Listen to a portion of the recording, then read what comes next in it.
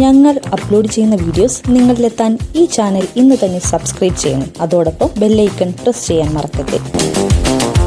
TK Rajiv Kumar രചനയും സംവിധാനവും നിർവഹിച്ച് 1999 പുറത്തിറങ്ങിയ ചിത്രമാണ് കണ്ണെഴുതി പൊട്ടും തൊട്ട്. മഞ്ജു വാര്യർ, തിലകൻ, ബിജു മേനോൻ, അബ്ബാസ്, കലാഭവൻ മണി എന്നിവരായിരുന്നു ഈ സിനിമയിൽ പ്രധാന വേഷത്തിൽ എത്തിയത്.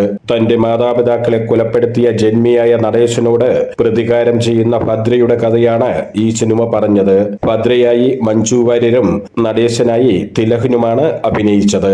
ഇരുവരും മത്സരിച്ചഭിനയിച്ച സിനിമയായിരുന്നു കണ്ണെഴുതി പൊട്ടും തൊട്ട്. തിലകൻ മുൻപ് മഞ്ജു വാര്യരെ കുറിച്ച് തന്നോട് പറഞ്ഞിട്ടുണ്ടെന്ന് പറയുകയാണ് തിലകന്റെ മകനായ ശോഭി തിലകൻ.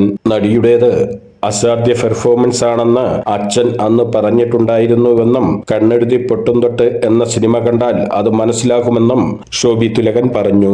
ശോഭി തിലകന്റെ വാക്കുകൾ ഇങ്ങനെയാണ്: അച്ഛൻ മുമ്പ് മഞ്ജു വാര്യരെ കുറിച്ച് എന്നോട് പറഞ്ഞിട്ടുണ്ട്.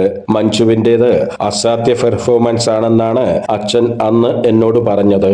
കണ്ണെഴുതി പൊട്ടും തൊട്ട് എന്ന സിനിമയിൽ അവർ ഒരുമിച്ച് അഭിനയിച്ചിട്ടുണ്ട്. ആ സിനിമ കണ്ടാൽ അത് മനസ്സിലാകും. അച്ഛൻ മഞ്ജു വാര്യരുമായി മത്സരിച്ചുള്ള അഭിനയമായിരുന്നു ആ സിനിമയിൽ നടത്തിയത്. ഇടയ്ക്ക് അച്ഛൻ ചെറുതായി നെർവസ് ആയെന്ന് തോന്നുന്നുണ്ട്. അഭിനയിക്കുമ്പോൾ മഞ്ജുവിന്റെ കൂടെ നിന്ന് താഴെ പോകാൻ പാടില്ലല്ലോ. കാരണം ആ സിനിമയിലൊക്കെ മഞ്ജുവിന്റെ പ്രകടനം അത്രയ്ക്കും മനോഹരമായിരുന്നു. രണ്ടുപേരും കട്ടയ്ക്ക് തന്നെ നിന്നിട്ടുണ്ട്, ശോഭി തിലകൻ പറഞ്ഞു.